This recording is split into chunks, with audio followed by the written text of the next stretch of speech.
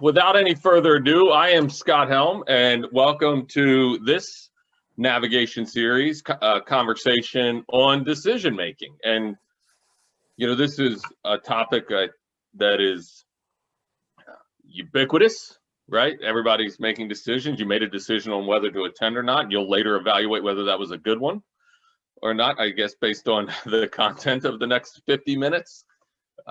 But how we make decisions is something that's fascinated me my whole adult life.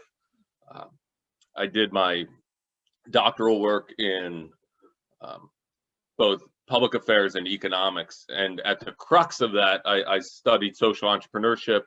And while I was studying it, what I really was interested in, why would people make that decision to go into that? Like, what would be those motivations?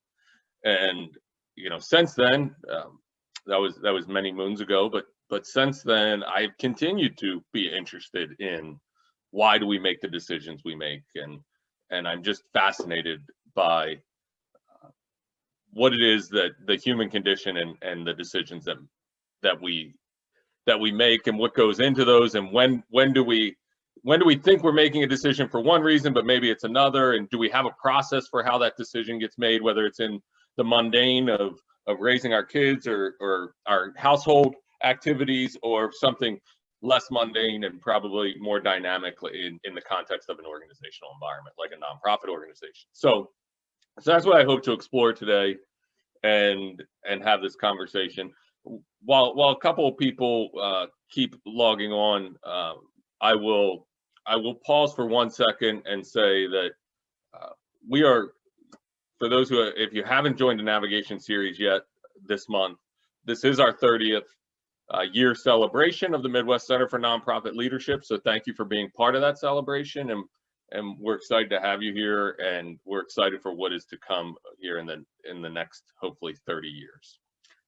So how do we make decisions? How do you decide what you do? And the decisions that we make in everyday life, if you listen to economics, what they will tell you is we're rational decision makers.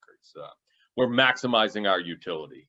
That so when you made the decision to sign up for this, you in your mind you made some utility calculation and you compared this to a series of other options of what you could be doing at 8:30 on a Tuesday morning, and then you clicked register because for some calculation of your preference model, you decided that this was going to be what maximized your utility. And while I'd love to think that that's what you did when you saw who the speaker was and the topic, you thought that this would maximize your utility. In reality, I know that's not exactly how we make decisions. And in fact, the more plausible way that the decision probably went into form was the right side of your screen, which is that you have some bias towards either the Midwest Center's navigation series. You have some emotional connection to the topic. You have some social desire, right, to be on here with other nonprofit professionals and other professionals. And sadly, but surely, there's a degree of error in all of our decision-making process. And I hope that that's not the reason you're with us today, but it is just part of that human process. And I think this is actually an important point to make, right? Because, as I thought about what this session is, we want everything to be science in some ways, right? We want everything to be certainty.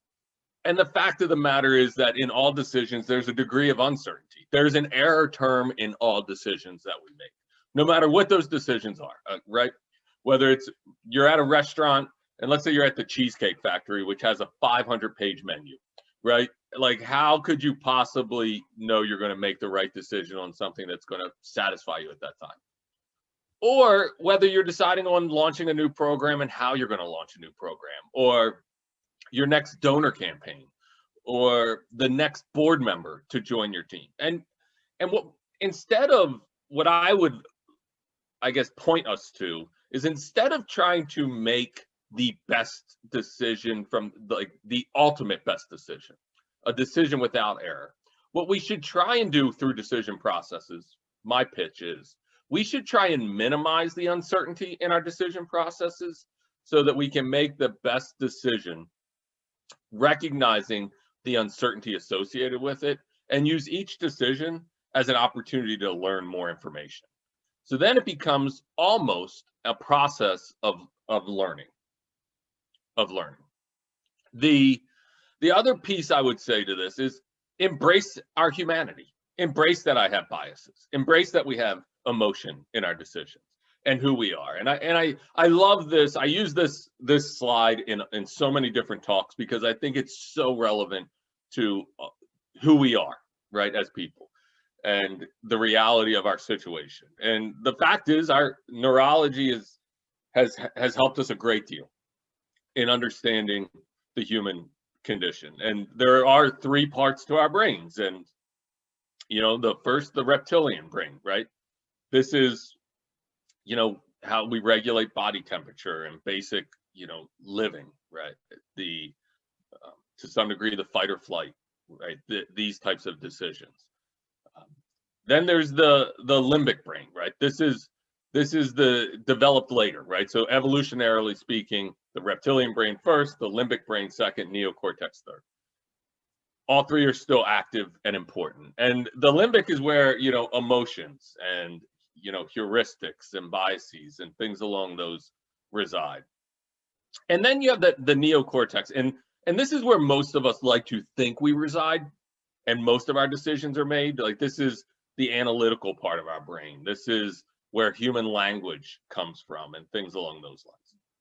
But the reality is, while that is important, and that is definitely something that's a differentiator of the human versus any other animals that exist today, the limbic brain is still primarily where a lot of our decisions take place. And it's still one of the more powerful influencers in our behaviors and in our actions. And I don't think that's a bad thing. I think that's actually part of what makes humanity and human decision making so exciting and interesting. It's the art of decision making versus the science, and both come together a lot. And what's funny is I'm talking about how the affinity I have for the art of decision making, and I do. Part of what I'm going to lead us to is hopefully something that's a little more analytical that can pair nicely with the art and kind of show how these two things can work together to create decision processes that enhance our learning so that we continue to get better and better at how we make decisions. In addition to those brains and our just natural conditions, right, of how we make decisions, you know, context is king, right? So what is the right decision in one organization is not necessarily going to be the right decision in another, because one of the biggest factors in decision making that we have to consider whether a decision is a good decision or not is the people that are in our organizations and the culture of our organization. So decision making does not happen in a vacuum, right? So what is a good decision good decision for the Midwest Center and what we're going to do over the next 30 years? It may not be an equally good decision for the Urban League or for Operation Breakthrough or an organization or any of your organizations, because the people and the culture are different in those organizations. And in this way, it's important to kind of pull you can't just pull strategy out of an organization. Strategy is part of an organization. And I'm sure it's something you've heard, the saying many of you have heard many, many times, which is culture eats strategy for lunch. And it's just the fact of the matter. You can have the best developed strategy in the world, and if it's not consistent with your organization's culture, it doesn't matter. And so how do we begin to build cultural checks into our decision-making process so that we can ensure that we're making decisions in the reality of our situation, not abstracted from it. So context is so critically important. When I really like spent a little time thinking differently about, you know, this time we were going to spend together and maybe what I'd like to throw out as conversation starters and how we could begin to dissect decision making and really interested in your feedback as we get down the road in this conversation. And I started thinking about decisions in this kind of 2x2 way. And on the one axis, I have transparency, right? Like, how transparent does the decision have to be? And then on the other axis, I thought about how much information do I have at any given time, right? And if I put those two together, right, in the way that this slide kind of demonstrates, what are the different decisions that we face in organizations, and how does this transparency information, 2x2, play out? How do they play out in that? And so what you have in the lower right corner, where transparency demands are low and information demands, the information we have is low, I think about like new ideas, right? So you're starting, think about a generative session where you're brainstorming and you're thinking about, what are we going to do next? Maybe you're a new organization. Maybe you're an organization that's been around for quite a while, but you're going to do a new venture. The decision making in this space has low transparency and low information on making that early decision on what you're going to pursue further, right? We're not talking about we're not talking about actually throwing this out to the public. We're just talking about making a decision on what we want to pursue further. And that kind of fits into that quadrant. And then you may think about something where you have low information, but the transparency demand is high. And some of you may have found yourself in this situation with COVID or other areas, right? So COVID's a perfect example of this in some ways, which is we didn't have a lot of information, but people were asking what our response was going to be, right? And I think all of us can relate to that in some way, shape, or form. Right, so that's a low information, high transparency decision process. How do you make that decision? You get to the upper right hand area where strategy is, and that's a high transparency, high information area, right? Hopefully your strategies that you ultimately come up with are areas that you have a significant amount of information. But it's also something that you want a lot of transparency on, right? The demand for transparency on, as a nonprofit organization, what is your strategic approach to how you're trying to solve a problem that exists in society? And then finally at the bottom, right, your budgeting process, right? There's not a high demand for budgeting transparency, at least from the perspective of how you pulled your budget together. But the information should be high. Right, and if it's not, then let's have another conversation around why your budgeting the information you have to make your budget is low. But so I tried to create a couple of different scenarios on how you might make decisions under different scenarios of transparency demands and information demands. And you could change the axes or the titles of the axes of what these might be, and you could have a different, you could put different decision domains in those areas based on what the different axes are. But when I think about decisions, these are two of the core things I'm thinking about. How much information do I have, and how much transparency is demanded of this decision? And because those impact how the process that I may go through. Right? I said context is king. People are so critically important.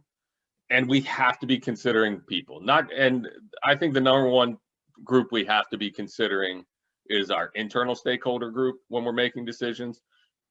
If that's 1A, 1B is who are we serving, right? And I may sound odd in a nonprofit context, and I'm worried first about the people at work in my organization, but it's how can I deliver something if we don't have the capacities? It's not just how they feel about the decision, but do they have the capacities to deliver on the things that we want to do also, right? So, we have to have people front and center in these conversations. All that being said, I'd like to put forward what I think is it may look complicated when I show it to you, but I think is a relatively simple approach to this that I think can be extremely useful for helping us work through decision processes. The first thing I think you need to do is establish the domain of your decision. And when I say the domain of your decision, what are we doing? right? Are we doing strategy? Are we doing, if I think about each of those 4 boxes in that previous 2x2, I would call it domain of decision. Are we doing budgeting? Are we doing new ideas? Is this crisis? Once I have established that, I can build my decision model, right? I can think about through, how do I want to make this decision? Who needs to be a part of it? Who am I collecting information and feedback from? And then based on the decisions I get, I can evaluate and modify. And more importantly, based on the impact of the decisions I make, what was positive? What was the positive outcomes? What were the potentially negative outcomes associated with the decisions we made? How can we evaluate and modify? How can we reduce the uncertainty for the next time we have to make a decision in one of these domains? And so one of the things that is available to you in Box is, let me pop out of this and share something different, is a Excel file. And in that Excel file,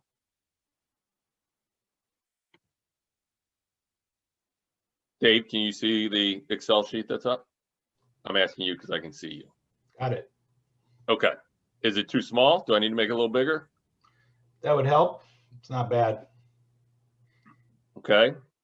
So let me walk you through what this is and how this could be a decision process tool, a decision matrix. And those of you who are familiar with things like Six Sigma or other processes like that would probably be familiar with something like this. I'm not trained in Six Sigma, so this is just from Scott's brain. So that may be of different utility for you. Get back to that utility maximization later.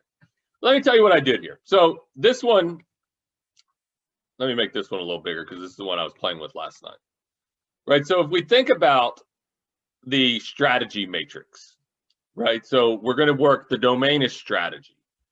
I have 2 different scoring matrices here. I have one at the top, which is rating a new modality from 1, strongly disagree, it's a good strategy area, to 5, strongly agree, right?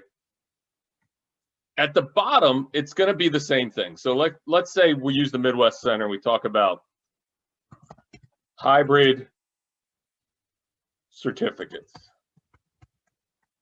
right? So if we offered nonprofit certificates in a hybrid fashion, you see that these are linked. So whatever I type here is going to be down here because it's the same column. Now, I have a key at the bottom of this, and which you would probably want to, which kind of describes what these areas are, right? Urgent. The strategy requires immediate action. The strategy is not very controversial, right? So I'm measuring, what's the potential impact it's going to have? What kind of disturbance is it going to have? We have significant expertise in the strategy area. I'm thinking about people, right? Context is important. We have access to expertise in our network to deal with the strategy area. Again, thinking about people. There is funding for the work, right? I'm thinking about external stakeholders' revenue model. There is board agreement to pursue this strategy. There's a market for our work on this strategy. Again, thinking about, ultimately receptivity of the idea. This strategy is important to elected officials. You'll notice I built this for nonprofits. You'll notice that gets a very low priority for us. The strategy is important to our stakeholders. Okay. So the first thing I can do is just simply fill this out, right? From 1 to 5, hybrid certificates. Is it urgent? I would say before COVID, I would have put that as a 2. I'd say now we're going to put it as a 4, right? People are looking for more options. They're more used to those things. Is it controversial? No, I would argue it's not controversial anymore, right? And I can keep going through these to see if, we don't really have board agreement, so I'm going to give myself a 5 on that one. I can I just keep going through and I score all of them.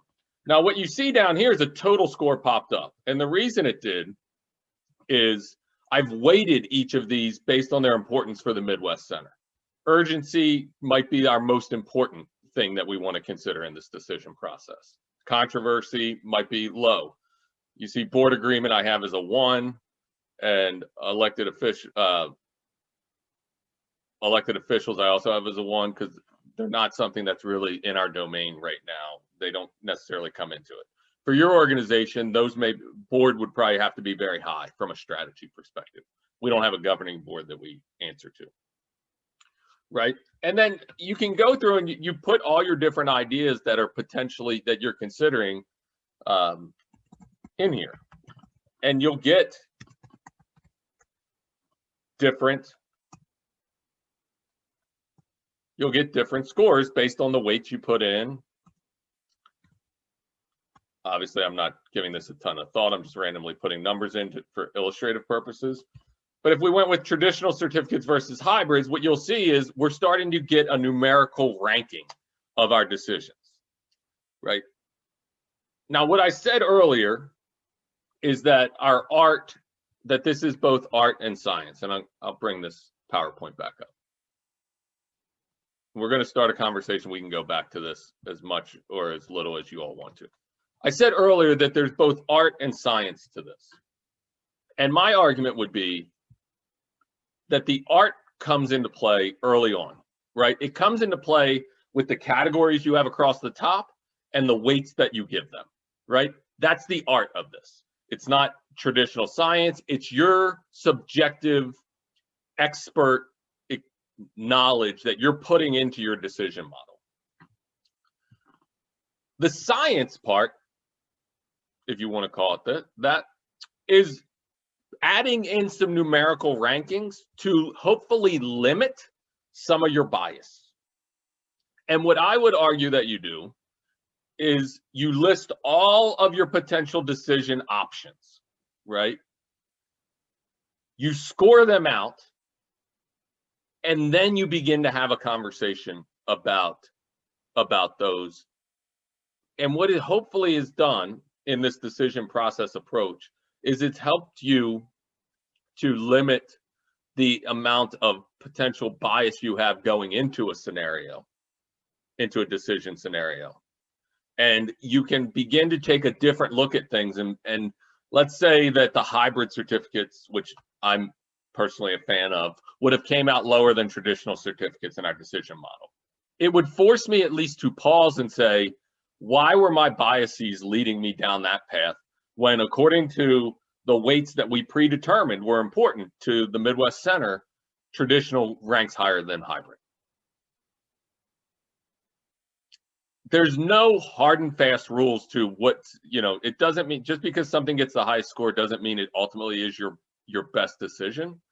But what it does do is it should give you pause and should allow you to say, yeah, this one's much higher than this one, so we're going to kick the lower one out. We're going to keep this group of higher ones and then decide between those 2 or 3 options. Now, I said that hopefully this refines your decision-making process and allows you to learn better. You make a decision based on a model that you created. You then see how that decision worked, and you can go back and refine your model, right? So let's say we made the decision based on hybrid. The hybrid model came out great. We implemented it, and what we find is that stakeholders they loved the idea of the hybrid. They didn't love our execution of it, right? So then maybe what I need to do is go back through that expertise thing and rechange the weights on that. Or I need to up how important expertise is. Maybe I undervalued or overvalued expertise. And you keep just going through the process, art and science going back and forth in these ways. But the concept here is understanding how humans make decisions, right? We're emotional. We have biases. We have heuristics. Understanding the brains that we're equipped with, the strengths and limitations of those. And then and what I'm putting forth to you today is hopefully a model that respects that, but also tries to limit where our current decision-making preferences as humans maybe leads us astray, and can put a check on that based on what the priorities of our organization are. So I always love these sessions to become conversational. I almost said controversial, preferably conversational. So what I'm going to do is stop sharing and hopefully begin a conversation. I can bring anything else back up. I'm interested in your feedback, your questions you may have, thoughts. You can put your questions in the chat and we can go from there. On your little tool, which I really like, you had your categories across the top, which I would label, I don't remember if you called them that or not, but they're, to me, decision criteria. Yeah. How did you decide what was on that list? What drove or informed, and maybe the question in the organizational sense would be, how would you come up with those? Is that a management, the executive director's list, or what are your thoughts on that? Yeah, so this one was built, what I would argue is that this is as general as possible for as many organizations as possible, right? So if I was doing it just for the Midwest Center, for example, I wouldn't have board approval, right, with it. But what it is essentially the criteria that I think the core areas that most organizations need to consider as they think about doing making a decision. So what goes into a nonprofit decision? I'll bring it back up because the tabs at the bottom, believe it or not, there's a couple different areas that you could be domains of decision. So yes, for this one, like urgency is always something that pops up, right? Controversy is something that I think all organizations have to consider, like how controversial a decision potentially is. And so the criteria were based on kind of what is the environment, internal and external, that organizations have to make decisions in. And I tried to make it as general as possible. I can hop over. I have one for adding new board members. That's part of this spreadsheet that you all have access to. And the criteria are different here, right? How will the candidate improve board industry diversity, geographic diversity, reputation of the organization, commitment of the candidate, money, what are the different things? And then I have one for programming, which actually takes into account when you think about what are the programming decision criteria. If I scroll down to the key, alignment with mission, impact versus time commitment, costs. So in these different domains, I spent some time just thinking about what are the kind of general criteria that or factors that go into making a decision in these different domains. And what I would argue is everybody should probably, if you find the tool useful and you want to use it, spend a little time with your core team and what are the right decision criteria for your organization also.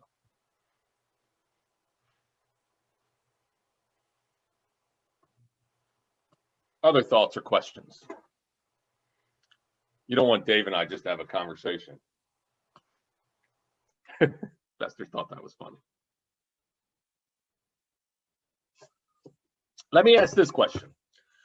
Does anybody use a tool like this to make decisions? James is shaking no. How do you make decisions in your organizations?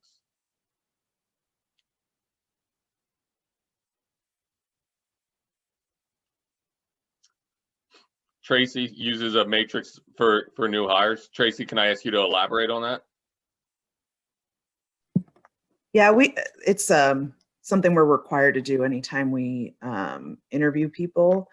After the interviews, we have a matrix. It looks really similar, at least to the top part. Yeah. So for each question that we ask them in the interview, there's a score associated with it, and so we would put those all into the matrix. But I like, ours does not have weighting, and I think the weight of those questions could have a big impact on who we choose to hire. And so sometimes we do come down to where one candidate scores higher than the other one, but like you said before, like we still, our gut says the other person is the right person for the job. And it could be because those categories are not weighted. So I don't know if HR will let me change the entire agency's interview process, but I might share this with them. So there's actually some research on these Likert scales and how they lead to empty majorities, essentially, right? So that without the weighting, it can lead you to the wrong decision. Relatively, you end up with the least objectionable versus the best choice because of Likert scale models. And the idea behind the weights is that it helps to sift through that, so that not only is this person the least objectionable, but they also best fulfill what we're trying to do. Does that make sense? Yeah. Others, what would be the barrier to this? So I'm going to read Marcus' comment, and maybe we can riff off of that. So I've not had a framework for decision making other than cost value analysis. This helps a lot in expanding that framework, considering our humanity and allowing for dynamic input, not just dollars and cents. Yeah, I think a lot of us, right? The economics has won, unfortunately, and cost benefit is where we make a lot of our decisions in all sectors. I would argue that this is equally as applicable in the for-profit to consider humanity as it is in the nonprofit sector, but I think we have the luxury of justifying those decisions better in the nonprofit sector. How else do people make decisions? James, I'll pick on you because I know you. How do decisions get made for you? So multiple ways kind of that you were referring to, during COVID and healthcare, it was like you were talking about a lot less information at the time and more by consensus, I would say, based on what we had, and very intuitively, really stemming from your experts. And so, as I'm listening to you talk, Scott, the more I think about it, well, and now we're coming out of, COVID with this new reality in terms of thinking differently, and how I feel about social impact. And so I like that you had the programming spreadsheet in terms of looking at that, because that was one of the first questions I wrote down was, where's that indicator for impact? So that was good. I'm actually more interested in hearing maybe your personal take on how processes like this, what I feel we are struggling with across the board, both in my consulting business and in healthcare, is decision fatigue. And so, less about, this feels very methodical, and I think the indicators are good.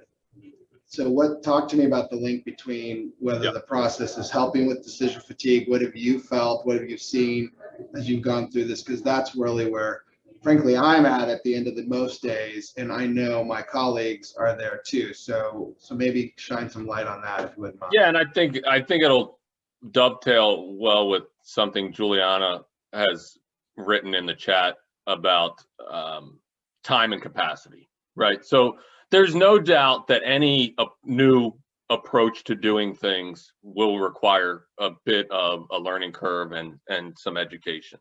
I'll tell you how I've used it. So one of the things I do at the university is I run our executive MBA program. I've actually used this approach as an empowerment tool for my team in ideas that they want to bring forth to do, right? So we created it together, and then we created our matrix together, and then so that we all agreed on the art piece of it.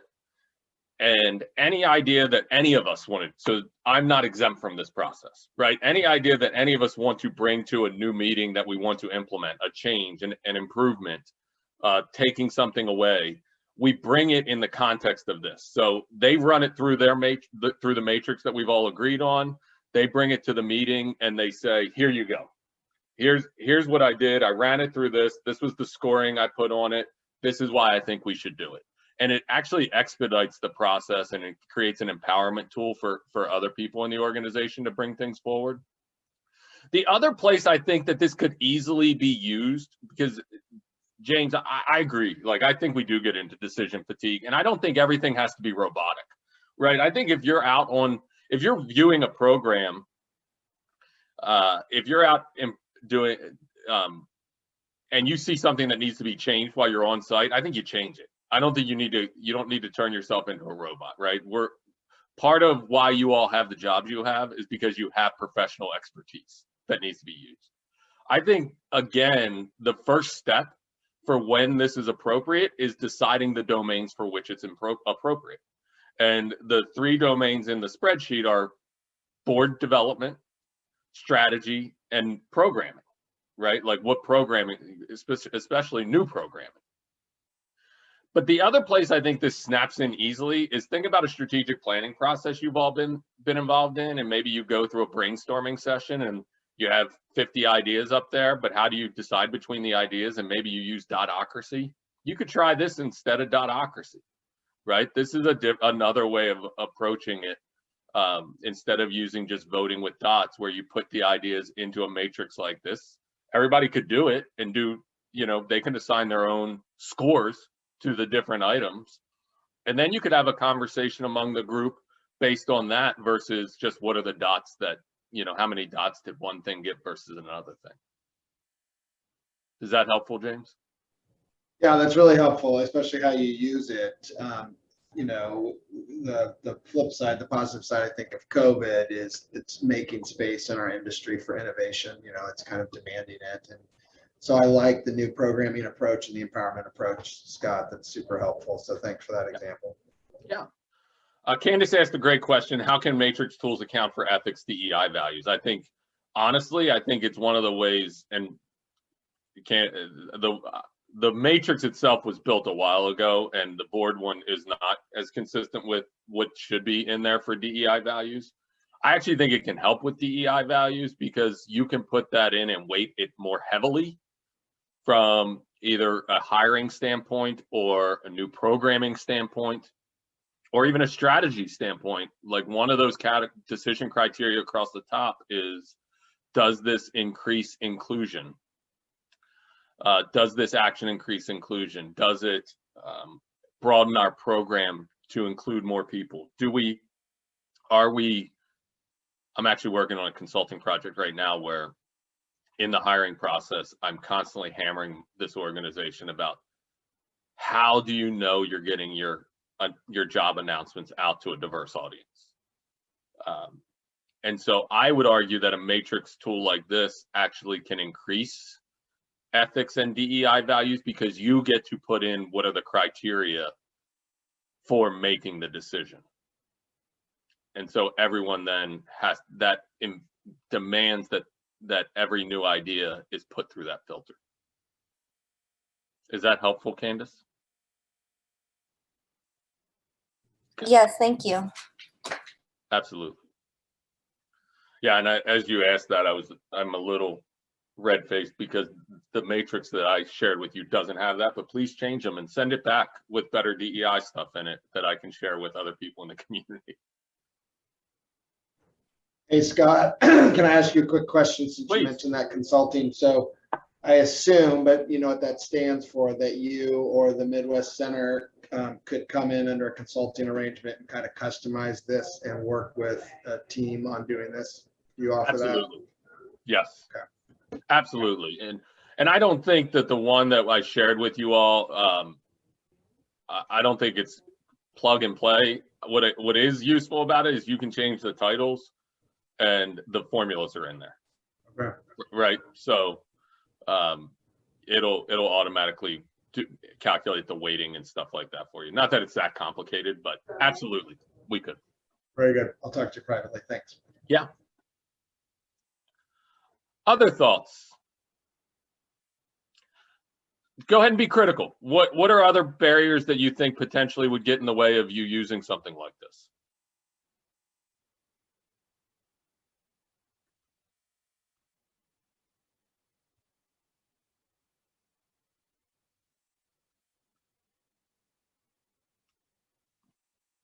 Well, then is it fair to assume everybody's going to leave this meeting and start using this immediately? Sue's laughing at me. So you said you guys use it for HR too, but not beyond that? Oh, you're on mute. Yes, I have used this before in another organization in a hiring situation. And like Tracy, I think our process was very structured, but I found it useful. So as I said in my comment, can't really explain why we haven't taken that to other areas, but we actually are just getting ready to go into a visioning and strategic planning process. And I think that this is very timely for me because I think that this could be very useful to us as we're going through that. And one of my board members is on this call. So, yeah, I can see us using this going forward. And as I said, duh. I'm an engineer by training, so right down your alley. This just. Oh. I warmed your heart first with an Excel spreadsheet and then some formulas. You did.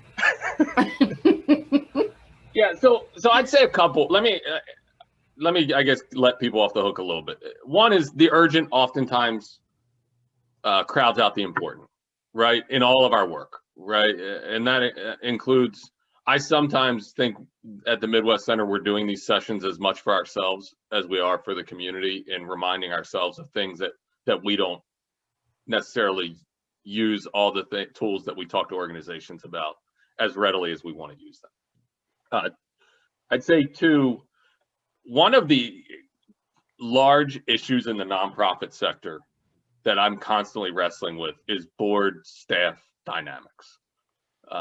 And how is it that you allow a group, how do you work with a group of people who aren't in your business regularly, but have the power, have influence over critical decisions? How do you educate them in such a way and help influence those decisions in so that it's a constructive relationship? And I think that whether it's this tool or something else, the concept behind this tool is that we would all agree on what those kind of decision criteria are. And then you're really helping educate them for decisions that they have to either sign off on or a part of making, right? From that perspective. So I do think it can be a useful tool from that perspective. Tracy said, when I asked when wouldn't this be good, is on the spot decision, and you're 100% right. And I would argue, to kind of go back up the deck a little bit, what is the domain of decisions that you could use this in, right? Like, we don't want analysis by paralysis. We don't want, to James's point, decision fatigue, where people are afraid to even bring up an idea or make a change to something because, oh no, Scott's going to make us put it through the matrix. We're going to have a half-hour conversation on it. That's not the purpose here. We outlined, I would say, the first step in this, what are the areas we want to use a tool like this? And what are the areas we don't, where it just doesn't make sense? I don't need my frontline program staff, if they're working with kids, to put, and they're thinking about a incentive with a kid while they're working with them, to stop working with the kid, go run the matrix and come back and work with the kid. And that's not the purpose.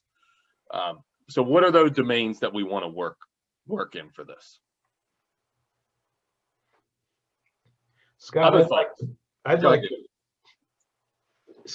to flag one thing. And it's interesting because a couple people here have talked about using a matrix like this in HR decisions and for hiring. The tool, I think, is important and extremely valuable, and maybe even a legal resource to defend you.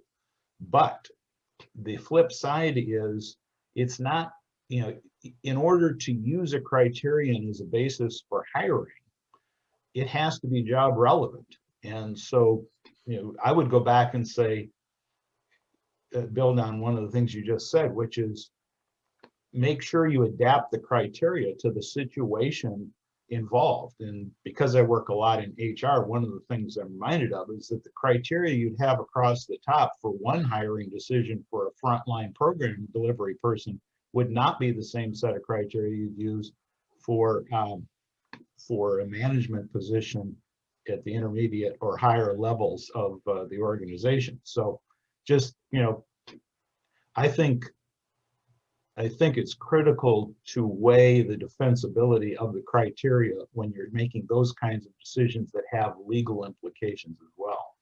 I mean, I think you should weigh them all the time, but I want to flag that, to have one standard matrix that applies to all jobs would actually worry me. Yeah, I think that's a good point. And I think that, I think to that point, when it comes to things like hiring, I don't want people to get themselves in trouble either. So look, I've spent most of my professional life in a university, which is subject to FOIA. And so we don't use a lot of paper or write things down in our processes. But, we're doing, I guess my argument is we're doing this anyway. We're just not formalizing it. And so it's important to also, where appropriate, and I think Sue's comment is great, which is it gives another thing to structure a conversation so that we're not just focusing on our biases. And I would argue, when you think about, there are going to be a group of people, and the vapors, I love the vapors comment. There's going to be a group of people that you put an Excel sheet in front of and they immediately tune out on you. And I think this may get back to a previous point about training people up on these things. And I said earlier, context is important. There are people who will say, I made that decision. I make decisions based on my gut, and my gut has never led me down the wrong path. Okay, I'm not going to get into a debate of whether that's true or not. What I will recognize and understand is that that's an important part of that person's decision criteria. I think step one in this process, if you want it to work, is ensuring that those criteria across the top help represent the gut. If you have people that are going to get the vapors, I love the vapors word, get the vapors based on an Excel spreadsheet, context is important. Don't put an Excel spreadsheet in front of them. Think about, you can think about a different way people can fill this out where it can be a little less intimidating, right? And you can have people fill out things leading into a discussion, collect all the data and have it there so that the discussion then just proceeds, right, going into it. So it could be pre-work before a decision session that people fill out. You can separate the two, and then we have all the scores that now we can have a discussion about what ranked high, what didn't, and what were the criteria they ranked high. You can also, for those gut people, there could be something that everyone thought was going to rank high and it didn't. You can then look at your assumptions in the middle of the process and say, why didn't this rank high? Well, the weight on this criteria was lower than maybe it should have been, right? And so that because that weight was so low, everybody, it didn't, this decision point we thought we were all agree on was rated, ultimately ended up with a lower rating than what we thought it would. Is that the right weight? Is it not? That can also structure that conversation in the middle of it. You don't have to just move forward blindly through this process. It's just designed to structure your conversation and, again, to check your biases. So those are potentially a couple ways to avoid some of the pitfalls. I get that I am historically quantitative. So a little reveal, I'm also dyslexic. And so if you give me a 20-page thing to read going into a meeting, I will have the same reaction to it that some people will have if you put an Excel spreadsheet in front of them. Know your people, and that has to be part of the process. I offer this not even, hopefully the tool's useful, but what I'm offering, hopefully that's even more useful to you, is a way to begin to think about structuring decisions in your organization that combine the art of decision making with some sort of numerical weighting that allows you to kind of sort through bias and interference. And again, I would love it if anybody who wants to take the spreadsheet, mess around with it, send back comments on how it could be better, because that's all part of our process also.